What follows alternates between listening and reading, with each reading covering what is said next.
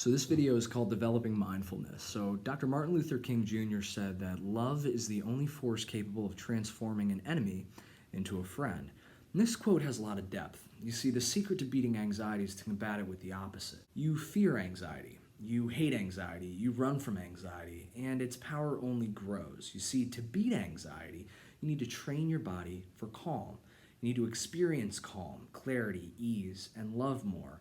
You combat war with peace, you combat hate with love, and you combat anxiety with calm. You see, attacking anxiety is like attacking a beehive with a stick. The more you hit it head on, the more you're going to get stung. As you master the pause breath, and I really mean master it, I really mean you need to commit to doing it as much as you can. Develop calm as a reflex, as something as easy to do as just breathing. And as you master this technique, you will begin to develop more of a controlled mindfulness. You will be able to see your thoughts as they come to you, rather than notice them halfway through a terrible and irrational storyline playing out in your head. I want you to start to take notice of what is going on with you physically. Notice the tension you're carrying in your body. Allow a regular pause breath to be a time for you to check in with your body. Where are you tense? Is your stomach pulled in? And how is your posture? Remember, an open and comfortable posture tells the mind and the body that everything is okay. Notice how often you breathe shallow and how often you hold your breath. I also want you to notice when you feel most anxious. Where are you physically? And where's your mind?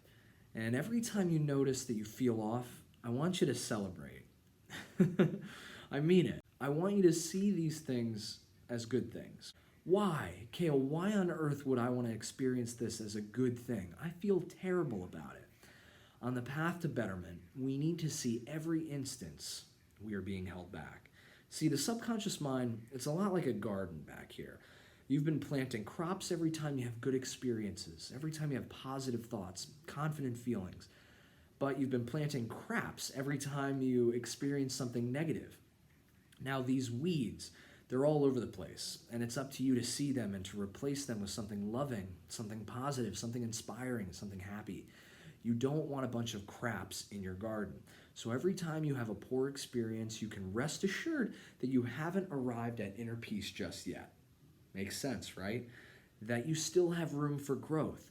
And unless you feel like a 10 out of 10, 24/7, 365, you're going to want to notice these areas of lack in your life and replace them with areas of good and fulfillment. And as you walk through life day by day, imagine that you're cultivating a garden. Your triggers are weeds. Triggers are ridiculous. We are living in a society where we slap 5 over our ailments and keep our strengths under wraps. We are embarrassed to feel great about something that we're amazing at, and we are so quick to beat ourselves up.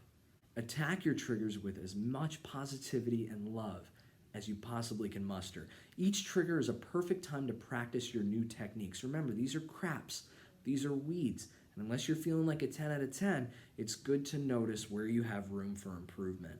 Another great analogy for this idea comes from an old Cherokee tale called The Two Wolves. You see, inside of us lives 2 wolves. We feed these wolves our thoughts.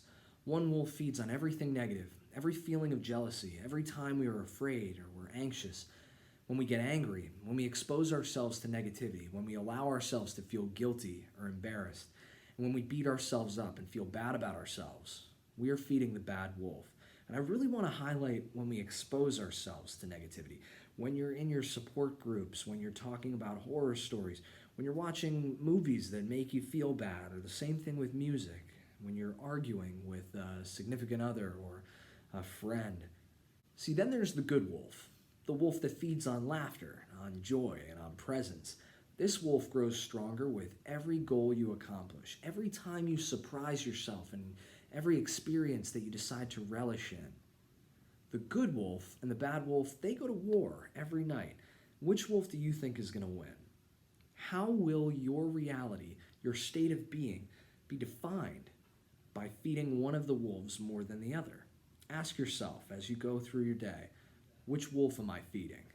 And I'll see you in the next video.